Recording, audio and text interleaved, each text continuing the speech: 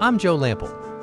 When I created Growing a Greener World, I had one goal: to tell stories of everyday people, innovators, entrepreneurs, forward-thinking leaders who are all, in ways both big and small, dedicated to organic gardening and farming, lightening our footprint, conserving vital resources, protecting natural habitats, making a tangible difference for us all. They're real, they're passionate, they're all around us. They're the game changers who are literally growing a greener world and inspiring the rest of us to do the same. Growing a Greener World, it's more than a movement, it's our mission.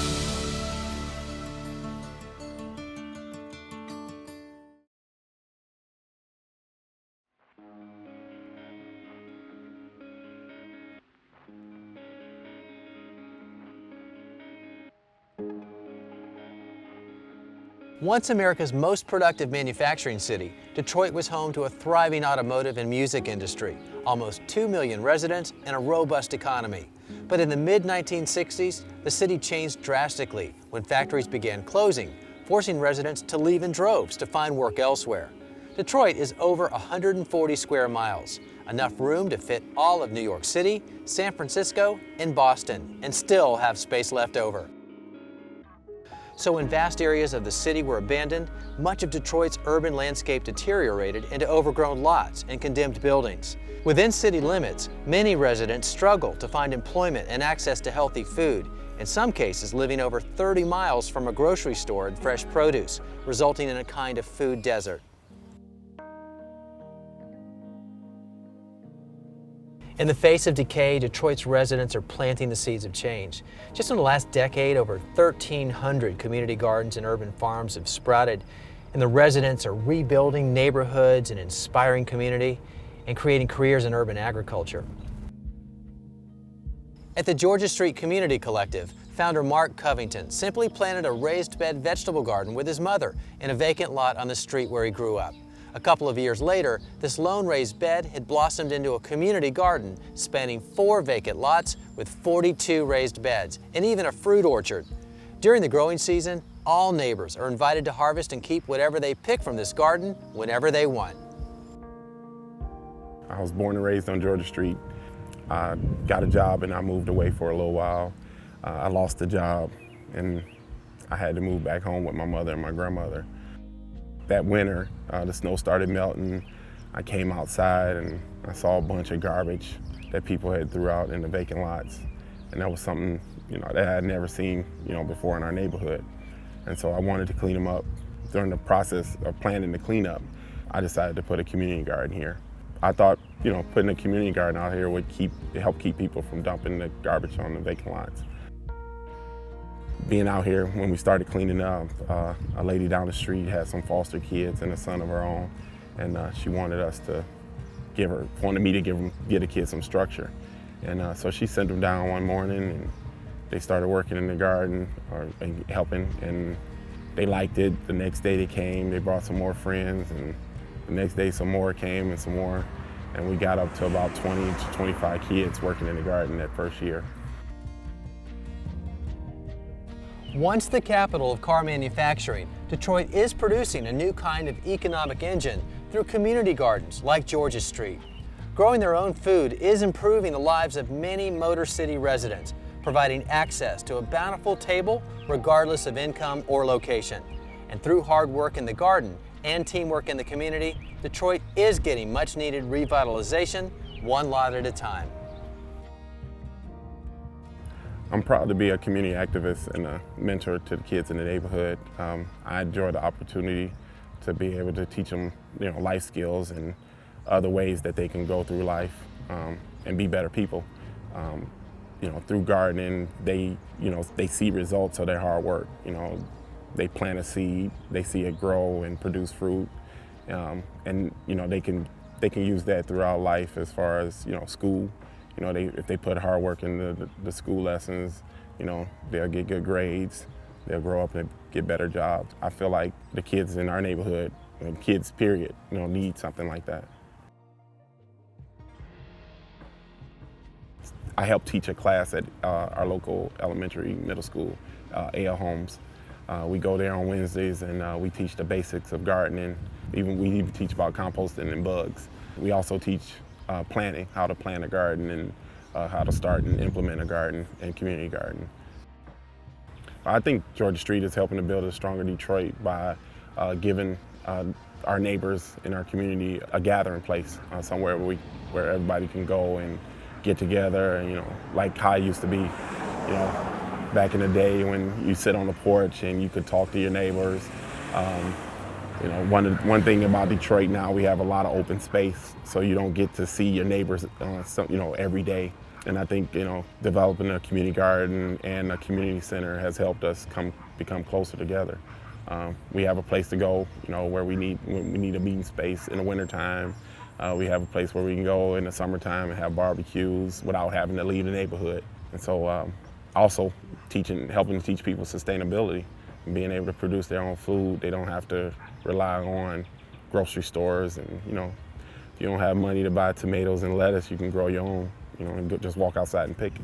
I'm proud of what we're doing here on Georgia Street, but there's a lot of different gardens that's doing the same thing, and I know we're trying to come together, but I know individually they're doing their part in their neighborhoods, and collectively, we're helping to rebuild Detroit.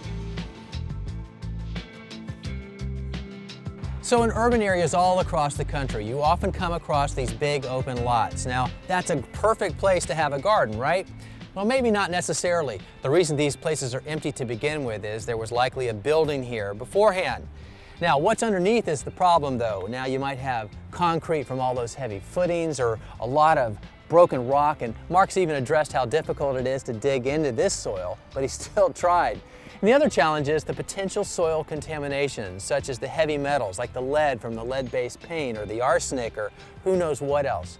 So if you're even thinking about planting directly into the soil, no matter where it is, but especially in an urban setting, you want to test the soil and do that through your county extension service or through a private lab.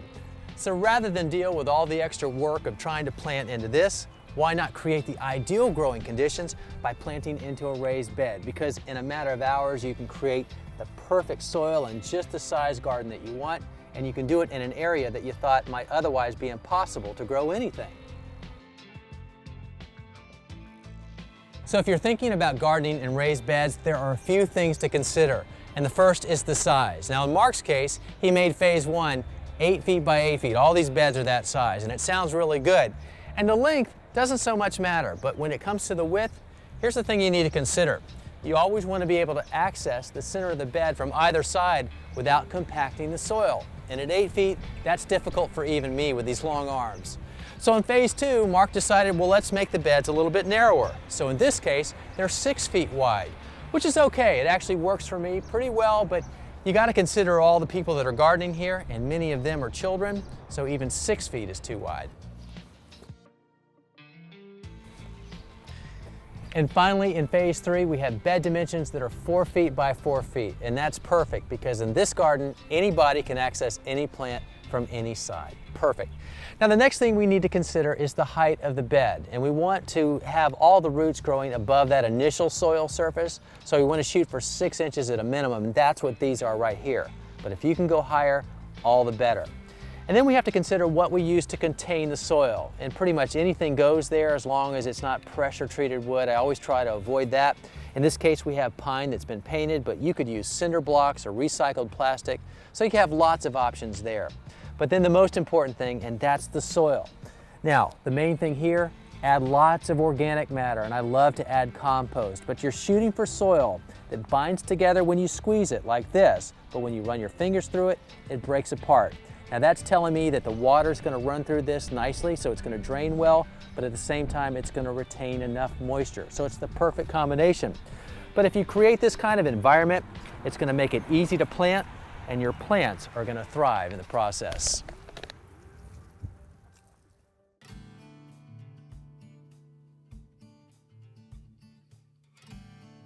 Community gardens like Georgia Street are helping to revitalize city blocks all around Detroit. While just a few miles away, urban farms like Earthworks are at the heart of a thriving urban agriculture movement. And if you'd like to review the information you see today or learn more about these organizations, we have that information on our website under the show notes for this episode, and the address is the same as our name. It's growingagreenerworld.com. Earthworks is Detroit's first and largest certified organic farm, founded by a friar to provide fresh food to its soup kitchen next door. Program Manager Patrick Crouch facilitates the day-to-day efforts of Earthworks while keeping his work focused on a noble vision, providing hands-on training for Detroit's future urban farmers. So Earthworks is a 2.5-acre certified organic farm in Detroit. We're a program of the Capuchin Soup Kitchen, and the Capuchins have been in this neighborhood growing food since 1883. Urban agriculture at its simplest is growing food in cities, and that can be growing vegetables, fruits, it can be even growing fish or livestock. So urban agriculture is something that a lot of people think is unusual in North America, but when you look at cities throughout the global south, places like South America, Southeast Asia, India, and Africa, urban agriculture is very much the norm. And traditionally cities have been a place where people did grow their food. It's only been in the recent probably 100 years where we thought of urban agriculture as being a different way of growing food.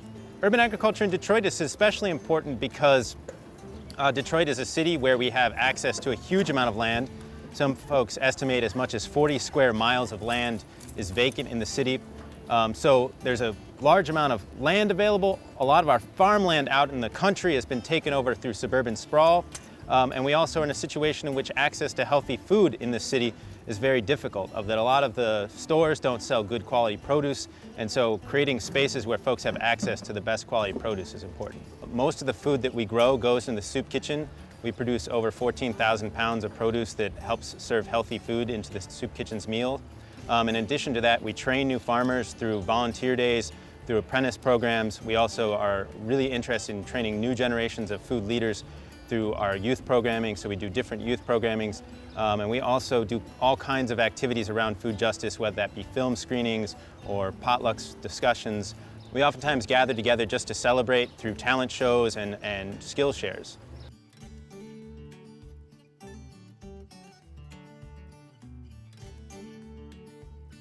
My father taught me the life story of gardening and farming. He was a farmer before he was anything else. I want to have my own ethnic grocery store, something on a bigger size. This training has helped me get in there. It tells me how to price produce, how to make a market. Earthworks to me, it's everything. It's something that brought me back to life. I just feel reborn here.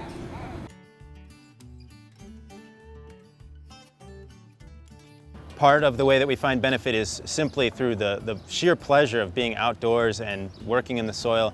I think for a lot of us that's a reconnection to the earth and to the soil, and the way that we work in it really reconnects us with each other too, of finding a space in which very different people come together.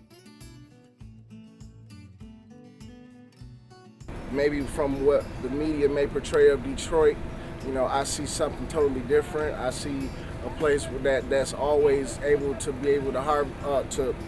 grow another harvest. There's been a downturn in the population, whatever the case, but I haven't lost hope, and I just want to dig into the minds of the people and let them see, that there is some beauty still here, and it's within inside of all of us, and all we have to do is come together, and I love it.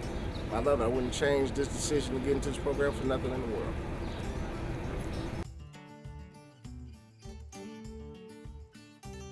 Earthworks is a place where folks from all different types of backgrounds can come together and can share in their experience. I think also it's really important to us to have access to healthy food, that we all who work here just love eating good quality food, and being able to pull carrots right out of the ground and wash them up and then chow down on them, I think is very important to us too.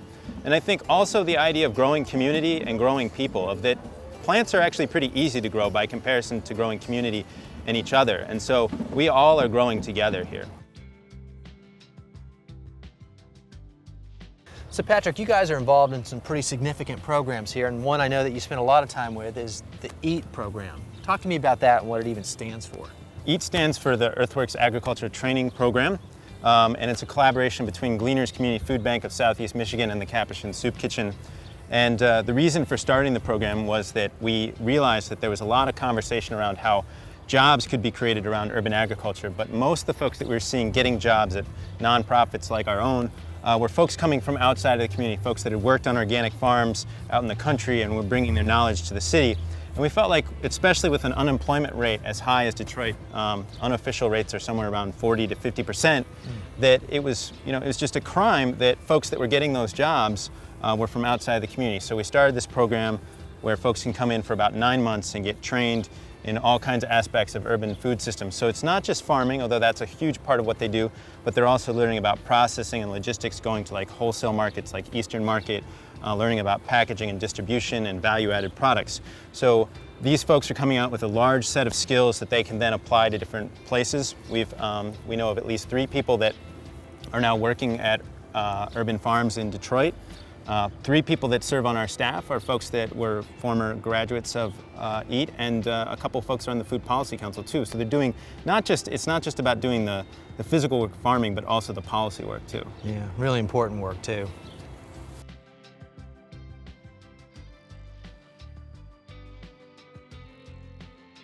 My title, I'm an agriculture intern.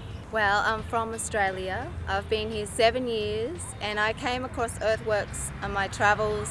I came here to travel through America, and I stopped in Detroit, and I ended up choosing to stay here. And then while I was here, I needed to find something because I was missing my connection with nature.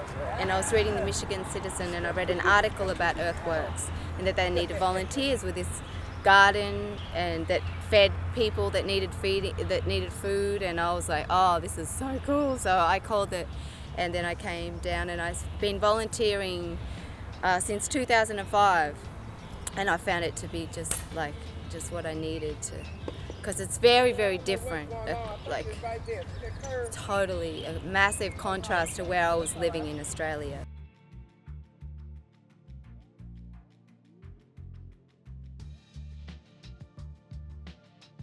Youth Farm Stands are a program for youth in the neighborhood that are between the ages of 11 and 16. And it's very much a youth-led program where they dictate what they're interested in doing. They set goals for themselves throughout the season. Examples of projects that they're working on is they've been working on a film asking the question, how is soil a vehicle for social change?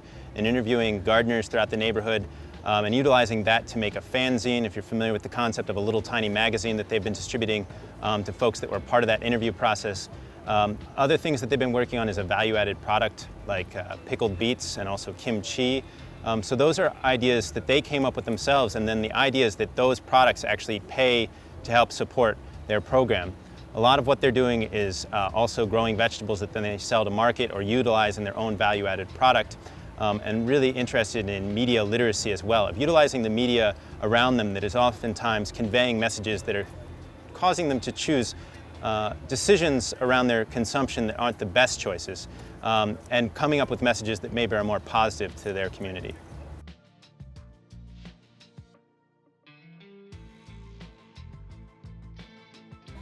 Okay, see this big bunch of kale? I have about 8 of these leaves every day in a smoothie, and it's nice to see where they come from. Now, I'm not sure the kale that I always get comes from an organic farm like this, but if I had my choice, this is exactly where it would come from. That didn't take long.